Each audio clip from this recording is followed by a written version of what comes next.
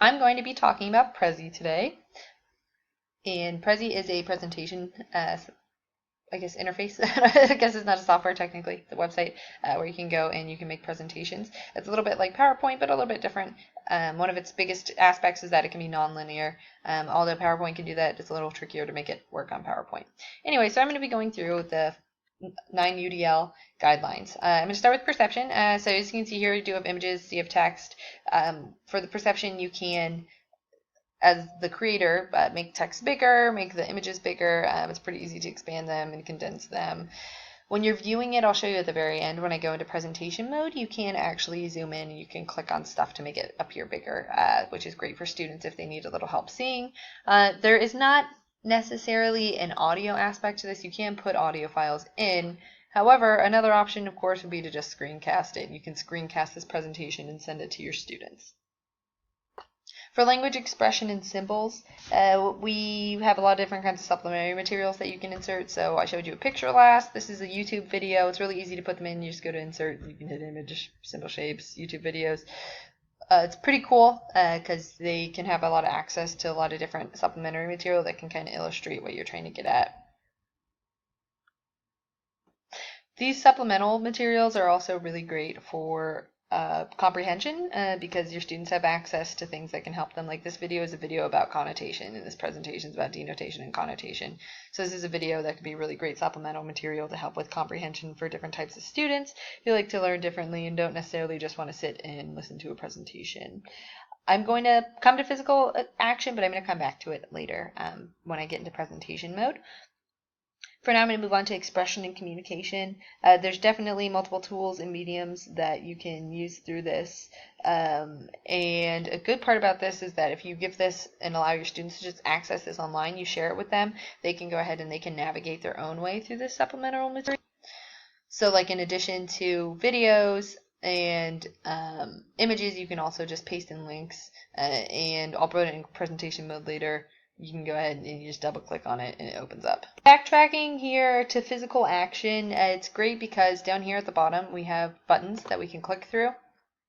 There's little arrows and students can click back and forth. And then also students can click on these different bubbles as they please. So I can click here and just give it a second. There, it'll pull it up. Like I said earlier with perception, you can zoom in a little and make it bigger or smaller depending on what you want to do.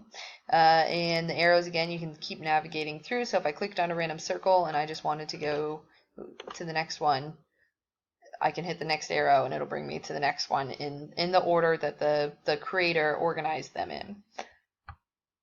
As far as the recruiting interests, the multiple types of media you can use, as well as the navigability of this presentation model, I definitely plays into that. In recruiting interest from students, they have a lot of power over what they do. They can skip around.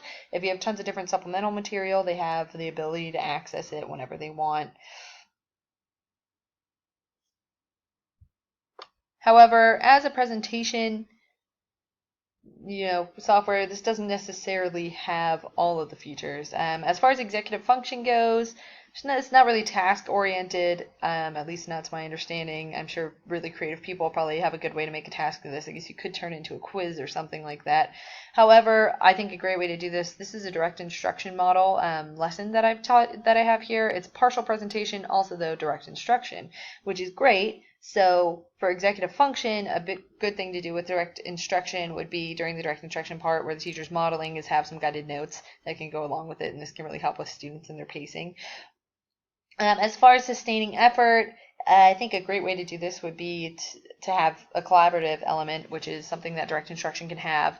When they're doing independent practice, they can work in groups. Actually, at the beginning of this lesson, they have a small discussion on this first bubble about whether or not they think that these sentences are saying the same thing. So in that, it can kind of aid into that collaboration and communication. As far as self-regulation, it's not designed into Prezi. However, it is designed into the direct instruction model because you have them kind of self-assess and reflect at the end. So I think Prezi combined definitely with a direct instruction model where you have them at least interacting with each other a little and definitely reflecting at the end and having a little bit of time to explore this on their own and navigate some of the supplemental materials definitely meets all 9 of the UDL guidelines.